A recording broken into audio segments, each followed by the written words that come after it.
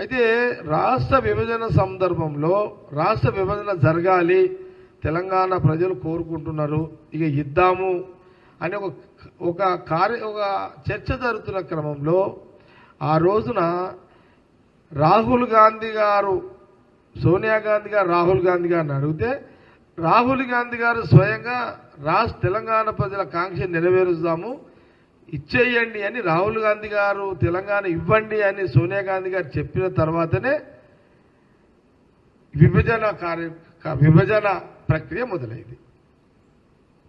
ఇది నిజం. ఇది ఆ రోజు రాహుల్ గాంధీ గారు తెలంగాణ ఇవ్వండి అని వాళ్ళ అమ్మకు సోనియా గాంధీ గారు చెప్పినాక ఆ రాష్ట్రం ఇచ్చిన సోనియా గాంధీ, రాహుల్ గాంధీ గారు ఇచ్చిన తెలంగాణ రాష్ట్రంలో మొదటి ముఖ్యమంత్రిగా కేసీఆర్ అయ్యిండు.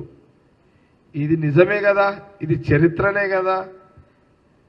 అంటే ఆ రోజు రాహుల్ గాంధీ మరి నీకు ఎట్లా అనిపించిండు? దేవుడు అంటు ఆరేమో దేవుడు, సోనియా గాంధీ దేవత అంటివి, రాహుల్ గాంధీ దేవుడు, వాళ్ళ కుటుంబము దేవుళ్ళు దేవతలు అన్నావు. ఇప్పుడు కడుపు నిండింది కదా అని ఇప్పుడు దయ్యం అంటున్నావు అందరినీ.